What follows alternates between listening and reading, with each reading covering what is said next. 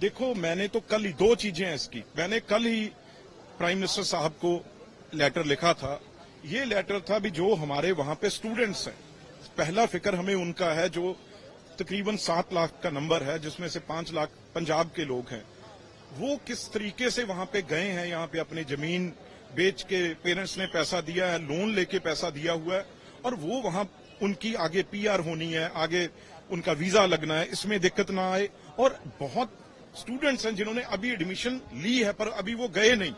अगर उनका वीजा बंद कर देंगे, अगर वहां पे रोक देंगे, तो इतना पैसा वहां पे स्कूल कॉलेजों ने वो जमा करवा लिया है, उसके बारे में बहुत बड़ा फिक्र है पंजाब के पेरेंट्स को और बच्चों को।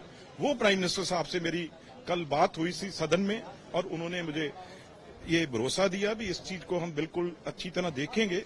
और दूसरी बात, यहां किसी पार्टी की बात नहीं है।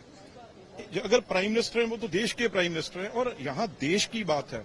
अब ट्रूडो साहब का जहाज तो वैसे नहीं चला, वो खटारा था, 36 घंटे यहां खड़ा रहा। तो अब वहां पे जाके उन्होंने एक जो वैसे तो उनके सिटीजन है, सिख हिंदू मुस्लिम ईसाई कोई भी हो, सिटीजन तो उनके हैं।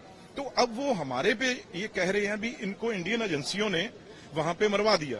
अरे भाई, निज्जर जो है, मैं आपको दो बातें बताऊं। जो मेरे ग्रैंडफादर के किलर थे, असैसिनेशन जिन्होंने किया था हवारा, उसका राइट हैंड ये निज्जर था। 93 में यहां से गया और इसको वहां पे सिटीजनशिप दी गई।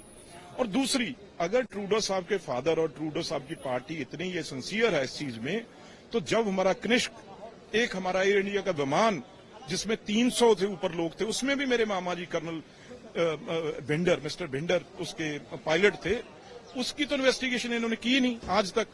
तो दूसरी बात, अब ये जो निज्जर एंड कंपनी है, ये 10 मोस्ट वांटेड जो गैंगस्टर हैं यहाँ पे, यहाँ ड्रग पेडलर है, उनमें से एक था। बाकी 8 वहीं बैठे हुए हैं, छुपा के वहां उनको एक डेन बनी हुई है। तो आगे जैसे पाकिस्तान हुआ करता था, वैसे अब कनाडा ने रूप ले लिया है। और जितना ड्रग पंजाब में है, वो ये 10 गैंगस्टर और ये निज्जर जैसे वहां से ड्रग पंजाब में भेज रहे हैं हमारे नौजवानों को, पंजाबियों को तबाह करने के लिए। और ट्रूडो साहब को इन्होंने गुरुद्वारों के ऊपर कब्जा किया हुआ है, निज्जर एंड कंपनी ने। 10 गुरुद्वारे थे जिसको इसने कब्जा किया था। और वहां से जो हमारा चढ़ावा चढ़ता है, वहां पे सारा पैसा वो ट्रूडो की पार्टी को जाता है। मैं कहूंगा जो लाखों के लाख, ये तो आधा % नहीं है लोग खालिस्तानी पन्नू जैसे जो कह रहे हैं हम हिंदुओं को यहां नहीं रहने देंगे। अरे, गुरु नानक देव जी के टाइम से हिंदू सिख एक है, एक ही रहेगा। पन्नू जैसे कभी ये रिश्ते तोड़ नहीं सकेंगे। अगर ऐसी बात वो करेगा तो उसे भी ये बहुत आने वाले मुश्किल दिनों में उसे झेलना पड़ेगा। आखिरी बात मैं कह दूं, जो मंदिरों के ऊपर खालिस्तान लिखा जा रहा है, गुरुद्वारों के ऊपर खालिस्तान लिखा जा रहा है, तो वो कौन करवा रहा है? कनाडा में बैठे ये लोग करवा रहे हैं। अगर उस धरती पे हमारे देश को तोड़ने की कोशिश होगी, ये कभी हम सहन नहीं करेंगे। और अगर वहां से ड्रग मनी आएगी, और वहां से सारे टॉप, सिद्धू मूसेवाला का नाम आपने सुना है, उसके भी किलर जो हैं वो वहीं बैठे हैं कनाडा में। और जो यहाँ पे गैंगस्टर वहां से शूट आउट के ऑर्डर वहां से देते हैं और यहां से कोई हायर करके 2-4 लाख में यहां पे किलिंग करवा देते हैं। तो इसके बारे में ट्रूडो साहब जरूर बोलें। इस बात को छेड़ के बहुत बुरी तरह फंस चुके हैं। अब वो हमारा देश नहीं रहा जो कनाडा, अमेरिका, या जो भी इंग्लैंड, वो पुरानी बात होगी, गोरों वाली देश भी, ये बहुत बड़े मजबूत देश हैं। हिंदुस्तान अब दुनिया की ताकत है। तो हम ना झुके हैं, ना कभी झुकेंगे। ट्रूडो साहब, छोटी राजनीति आप मत कीजिए। देखो ना, ये तो वही गल हुई भी जेड़ा है वो चोर कोतवाल को डांटे, वो गल होगी। एक तो सब तो खतरनाक बंदे ਜਿਹੜੇ ਪੰਜਾਬ ਦੇ ਗੈਂਗਸਟਰ ਨੇ, ਉਹ 10 ਦੇ ਵਿੱਚੋਂ 8 ਟੌਪ ਮੋਸਟ ਜਿਹੜੇ ਉੱਥੇ ਰੱਖੇ ਹੋਏ ਆ। ਤੇ ਆ ਨਿੱਜਰ ਵਰਗੇ ਖਾਲਿਸਤਾਨੀ ਨੇ ਜਿਹੜੇ ਪੰਨੂ ਵਰਗੇ ਜਿਹੜੇ ਕਹਿੰਦੇ ਆ ਵੀ ਇੱਥੇ ਅਸੀਂ ਹਿੰਦੂਆਂ ਨੂੰ ਮਾਰ ਦਾਂਗੇ, ਭਜਾ ਦਾਂਗੇ ਕੈਨੇਡਾ ਚੋਂ, ਉਹ ਬੰਦਿਆਂ ਨੂੰ ਪਨਾਹ ਕੌਣ ਦੇ ਰਿਹਾ? ਟਰੂਡੋ ਦੇ ਰਿਹਾ ਨਾ। ਫਿਰ ਇਸ ਕਰਕੇ ਫਰਕ ਕੋਈ ਨਹੀਂ ਪਏਗਾ।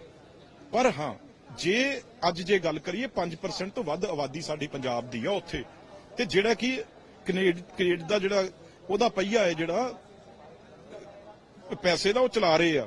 ਵੱਡੇ ਤੋਂ ਵੱਡੇ ਫਾਰਮ ਸਾਡੇ ਨੇ, ਬੜੇ ਤੋਂ ਬੜੇ ਸਾਡੇ ਗੈਸ ਸਟੇਸ਼ਨ ਸਾਡੇ ਨੇ, ਹੋਟਲ ਵੱਡੇ ਕੰਮ ਸਾਡੇ ਨੇ ਉੱਥੇ। ਇਸ ਕਰਕੇ ਉਹ ਜੇ ਫੰਡ ਬੰਦ ਕਰ ਦੇਣ ਨਾ ਇਹਨੂੰ ਟਰੂਡੋ ਨੂੰ ਦੇਣਾ, ਇਹ ਪ੍ਰਾਈਮ ਮਿਨਿਸਟਰ ਨਹੀਂ ਬਣ ਸਕਦਾ। ਇਹ ਜਿਹੜੇ ਇਹੋ ਜਿਹੇ ਬੰਦੇ ਗੁਰਦੁਆਰਿਆਂ 'ਚ ਬਿਠਾਏ ਨੇ, ਗੁਰਦੁਆਰਿਆਂ ਤੇ ਕਬਜ਼ਾ ਕੀਤਾ ਹੋਇਆ ਜਿਨ੍ਹਾਂ ਨੇ, ਨਿੱਜਰ ਵਰਗੇ ਇਹਨਾਂ ਦੀ ਕੰਪਨੀ, ਉਹ 10-10 ਗੁਰਦੁਆਰਿਆਂ 'ਚ ਜਿਹੜਾ ਚੜਾਵਾ ਚੜਦਾ ਉਹ ਟਰੂਡੋ ਨੂੰ ਜਾਂਦਾ ਹੈ, ਉਹਦੀ ਪਾਰਟੀ ਨੂੰ ਜਾਂਦਾ ਹੈ। ਜਿੱਦਣ ਉਹ ਬੰਦ ਹੋ ਗਿਆ ਤਾਂ ਟਰੂਡੋ ਕਿਸੇ ਜੋਗਾ ਨਹੀਂ ਰਹੂਗਾ। ਤੇ ਇਹੀ ਟਰੂਡੋ ਹੈ, ਇਹਦਾ ਫਾਦਰ ਸੀ। ਜਦੋਂ ਸਾਡੇ ਸੈਂਕੜੇ ਪੰਜਾਬੀ, ਹਿੰਦੂ, ਸਿੱਖ, ਮੁਸਲਿਮ, ਈਸਾਈ ਜਿਹੜਾ ਜਹਾਜ਼ ਬੰਬ ਬਲਾਸਟ ਹੋਇਆ ਸੀ, ਉਹਦੇ ਆਰੋਪੀ ਵੀ ਇਹਨੇ ਲੁਕੋ ਕੇ ਕੈਨੇਡਾ ਰੱਖੇ ਸੀ, ਇਹਦੇ ਫਾਦਰ ਨੇ। ਉਹਦੀ ਇਨਵੈਸਟੀਗੇਸ਼ਨ ਤਾਂ ਕੀਤੀ ਨਹੀਂ, ਤੇ ਹੁਣ ਫੇਰ ਜਿਹੜੇ ਨਿੱਜਰ ਵਰਗੇ ਜਾਂ ਹੋਰ ਜਿਹੜੇ ਉਹਨਾਂ ਨੂੰ ਪਨਾਹ ਦੇਣ ਲੱਗ ਗਿਆ। ਇਸ ਕਰਕੇ ਭਾਈ ਜਹਾਜ਼ ਤੇਰਾ ਖਟਾਰਾ ਸੀ, ਨਹੀਂ 36 ਘੰਟੇ ਚੜਿਆ, ਤੇ ਤੂੰ ਗੁੱਸਾ ਆਪਣੇ ਬੰਦਿਆਂ ਤੇ ਕਰਨਾ, ਤੂੰ ਸਾਡੇ ਤੇ ਇਹ ਜੀ ਜਿਹੜੇ ਨਾਲੇ ਜੇ ਨਿੱਜਰ ਮਰਿਆ ਤੇ ਉਹ ਤੇਰਾ ਸਿਟੀਜ਼ਨ ਆ, ਸਾਡੀ ਕੀ ਪ੍ਰੋਬਲਮ ਹੈ ਇਹ 'ਚ? ਸਿਟੀਜ਼ਨ ਤਾਂ ਕੈਨੇਡਾ ਦਾ ਸੀ ਨਾ, ਉਹ ਤੂੰ ਨਹੀਂ ਬਚਾ ਸਕਿਆ ਬਈ, ਇਹ 'ਚ ਸਾਡਾ ਕਸੂਰ ਆ।